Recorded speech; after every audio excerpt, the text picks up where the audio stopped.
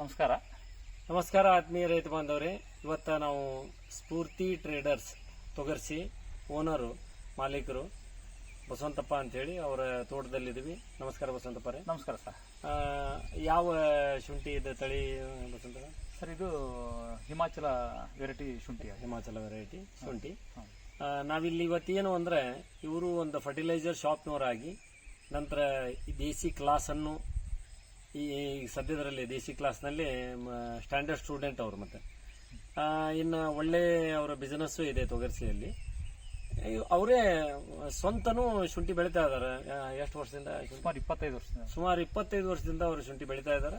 ಈಗ ಅವ್ರದ್ದೊಂದು ಶುಂಠಿ ಬೆಳೆಯಲ್ಲಿ ಬಂದಿವಿ. ಅವರ ಮಾಹಿತಿ, ಅವರು ಮಾರ್ಗದರ್ಶನ ಮಾಡ್ತಾರೆ ಇಲ್ಲ ಹಲವಾರು ರೈತರಿಗೆ. ಅವರ ಒಂದು ಮಾರ್ಗದರ್ಶನ ಪ್ಲಸ್ ಅವರ ಶುಂಠಿಯಲ್ಲಿ ಅವ್ರು ಏನೇನು ಪ್ರಾಕ್ಟೀಸ್ ಅನ್ನ ಮಾಡಿದ್ರು ಅನ್ನೋದನ್ನ ನಾವು ಒಂದೊಂದಾಗಿ ಕೇಳ್ಕೊಳ್ಳೋಣ. ಅವರು ಹಿಮಾಚಲ ಶುಂಠಿ ಅಂತ ಹೇಳ್ತಾ ಇದ್ದಾರೆ.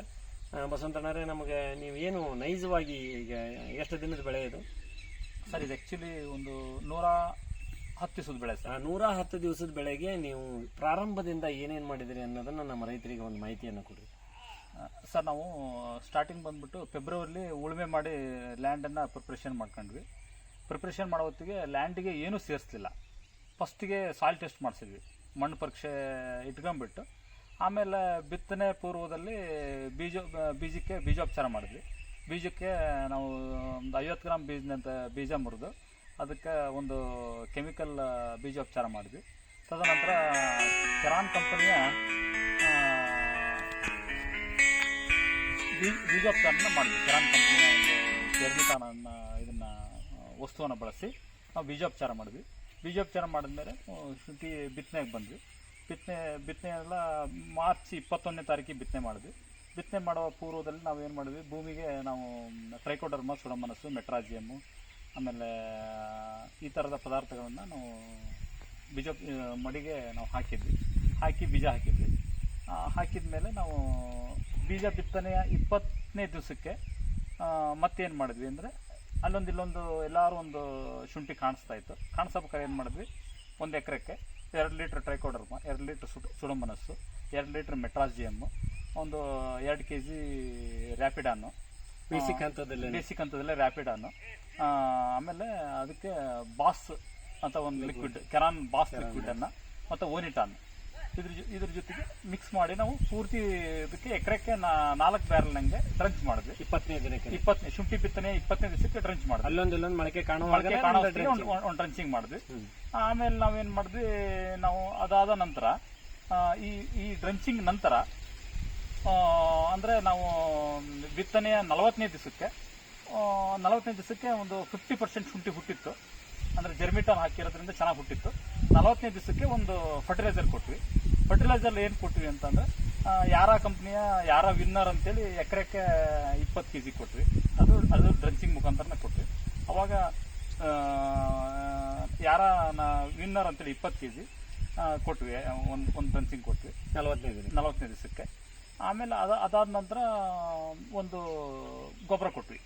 ಎಷ್ಟಕ್ಕೆ? ಒಂದು 60ನೇ ದಿವಸಕ್ಕೆ ಏನು ಕೊಟ್ವಿ ಅಂದರೆ, ಮಣ್ಣು ಪರೀಕ್ಷೆ ಆಧಾರಿತನೇ ಕೊಟ್ವಿ. ಇಲ್ಲಿ 924 ರಾಸಾಯನಿಕ ಗೊಬ್ಬರನ ಒಂದು ಎಕರೆಕ್ಕೆ 1 ಬ್ಯಾಗ್ನಂಗೆ ಕೊಟ್ವಿ. ಅದ್ರ ಜೊತೆಗೆ ಬಯೋವಿಟಾ ಗ್ರ್ಯಾನ್ಯುವಲನ್ನು ಎಕರೆಕ್ಕೆ 25 kg ಕೊಟ್ವಿ. ಬ್ರಾಂಡ್ ಅಂತ ಒಂದು ಗ್ರ್ಯಾನ್ಯುವಲ್ಸನ್ನು ಎಕರೆಕ್ಕೆ 10 kg ಕೊಟ್ವಿ. ಅದಾದ ನಂತರ ಮತ್ತೆ ಒಂದು ಸತಿ ಜೀವಾಮೃತ ಮಾಡಿದ್ವಿ. ಜೀವಾಮೃತದ ಕಾನ್ಸೆಪ್ಟ್ ಏನಂದರೆ, ನಾವು ಪೋಷಕಾಂಶ ದ್ರವ್ಯ ಅಂತ ಮಾಡ್ತೀವಿ. ಜೀವಾಮೃತದ ಕಾನ್ಸೆಪ್ಟಲ್ಲಿ ಪೋಷಕಾಂಶ ದ್ರವ್ಯ ಅಂತ ಬರುತ್ತೆ. ದಶಗವ್ಯ, ಪೋಷಕಾಂಶ ದ್ರವ್ಯ, ಆದ ಕಾನ್ಸೆಪ್ಟಲ್ಲಿ ಆ ಪೋಷಕಾಂಶ ದ್ರವ್ಯದಲ್ಲಿ ಏನು ಮಾಡಿದ್ವಿ, ಮತ್ತೆ ರ್ಯಾಪಿಡಾನು, ಓನಿಟಾನು, ಬಾಸು, ಟ್ರೈಕೋಡರ್ಮ, ಸುಡಮನಸ್ಸು ಮತ್ತು AMC ಈ ಪದಾರ್ಥಗಳನ್ನು ಮಿಕ್ಸ್ ಮಾಡಿ ಮತ್ತೊಂದು ಸತಿ ಡ್ರಂಚಿಂಗ್ ತಗೊಂಡ್ವಿ. ಡ್ರಂಚಿಂಗ್ ತಗೊಂಡ್ಮೇಲೆ ಮತ್ತೆ ಶುಂಠಿ ಎಲ್ಲ ಚೆನ್ನಾಗೆಲ್ಲ ಹೇಳ್ತು. ಆಮೇಲೆ ಪ್ರತಿ 15 ದಿವಸಕ್ಕೊಂದು ಸತಿ ಪ್ರಾಕ್ಟೀಸ್ನಲ್ಲಿದ್ದೀವಿ. ಏನು ಪ್ರಾಕ್ಟೀಸ್ ಅಪ್ಪ ಅಂದ್ರೆ, ನಮ್ಮದು ಪ್ರತಿ ಎವ್ರಿ 15 ಡೇಸಿಗೆ ಒಂದು ಸತಿ ಗೊಬ್ಬರ ಜೊತೆಗೆ ಏನು ಸಾಯಿಲ್ ಟೆಸ್ಟ್ ಆಧಾರಿತ ರಸಗೊಬ್ಬರ ಏನೈತಿಲ್ಲ ಅದ್ರ ಜೊತೆಗೆ ಬಾಸ್ ಲಿಕ್ವಿಡ್ 1 ಲೀಟ್ರು 1 ಎಕರೆಕ್ಕೆ, ಓನಿಟಾನ್ 1 ಲೀಟ್ರು. 15 ದಿವಸಕ್ಕೆ ಗೊಬ್ಬರ ನಿಮ್ದು ಎಷ್ಟು ಬ್ಯಾಗ್ ಅಂತ? 1 ಎಕರೆಗೆ ಎಷ್ಟು ಬ್ಯಾಗ್? 1 ಎಕರೆಕ್ಕೆ ನಮಗೆ 1 ಬ್ಯಾಗ್ ಅಂತ. ಒಂದೇ ಬ್ಯಾಗ್. ಯಾಕಂದ್ರೆ ಗೊಬ್ಬರ ಅಂದಾಗ ಅಲ್ಟಿಮೇಟ್ ಎಲ್ಲರೂ 3 ಬ್ಯಾಗು 4 ಬ್ಯಾಗು ಹಿಂಗೆಲ್ಲ. ನಾವೀಗ ಈ ಪ್ರೆಸೆಂಟ್ ನಾವು 15 ದಿನಕ್ಕೆ 1 ಬ್ಯಾಗ್. ಜುಲೈ ಇವತ್ತು 11ನೇ ತಾರೀಕು. ಈಗ ನಮ್ದು 6 ಸತಿ ನ್ಯೂಟ್ರಿಯೆಂಟ್ ಅನ್ನ ಕೊಟ್ಟಿದ್ದೇವೆ. ಆರು ಸಲ ರಾಸಾಯನಿಕ ಗೊಬ್ಬರ ಕೊಟ್ಟರು ಒಂದೇ ಬ್ಯಾಗ್ನಲ್ಲಿ. ಒಂದೇ ಬ್ಯಾಗ್ 6 ಸರಿ ಕೊಟ್ಟರು ಪ್ರತಿ ಸಣ್ಣ ಒಂದೊಂದೇ ಬ್ಯಾಗ್ ರೇಂಜ್ ಅಲ್ಲಿ 50 kg ರೇಂಜ್ ಅಲ್ಲಿ ಕೊಟ್ಟು ಬಿಟ್ರೆ ಮತ್ತೆ 60 kg ಯಾವತ್ತೂ ಆಗಿಲ್ಲ. ಮತ್ತೆ ಮೈಕ್ರೋ ನ್ಯೂಟ್ರಿಯೆಂಟ್ ಅದೆಲ್ಲ ಎಕ್ಸ್ಟ್ರಾ ಬರುತ್ತೆ. ಸರಿ ರಾಸಾಯನಿಕ ಗೊಬ್ಬರ NPK ಒಂದ್ ಬ್ಯಾಗ್ ಅದ್ರ ಜೊತೆಗೆ ಎಡಿಷನ್ ಮೈಕ್ರೋ ನ್ಯೂಟ್ರಿಯೆಂಟ್ ಅಥವಾ ಬಯೋವಿಟಾ ನೀವೇನ್ ಸೇರಿಸಿ ಮೊನ್ನೆ ಮತ್ತೆ ಈಗ ಏನು 6ನೇ ಗೊಬ್ಬರ ಕೊಡೋ ಹೊತ್ತಿಗೆ ಸೆಟಲೈಟ್ ಆಧಾರಿತ ಸಾಯಿಲ್ ಟೆಸ್ಟ್ ಮತ್ತೆ ಮಾಡಿಸಿ pH ಸರಿ ಇದೆಯಲ್ಲ ನೋಡ್ಕೊಂಡು ಮತ್ತೆ ಅದರ ಆಧಾರದ ಮೇಲೆ ಅಮೋನಿಯಂ ಸಲ್ಫೇಟ್ ಅನ್ನ ಎಕರೆಕ್ಕೆ 1.5 ಬ್ಯಾಗ್ ನಂಗೆ ಅಮೋನಿಯಂ ಸಲ್ಫೇಟ್ ಆಮೇಲೆ ಮ್ಯಾಗ್ ಅಂತ ಹೇಳಿ ಕೊಟ್ಟಿದ್ದೀನಿ. ಅದ್ರ ಜೊತೆಗೆ ಓನಿಟಾನ್ 1 ಲೀಟರ್ 2 ಲೀಟರ್ ಈ ಬಾಸ್ ನಿಲ್ಸಿದೀವಿ.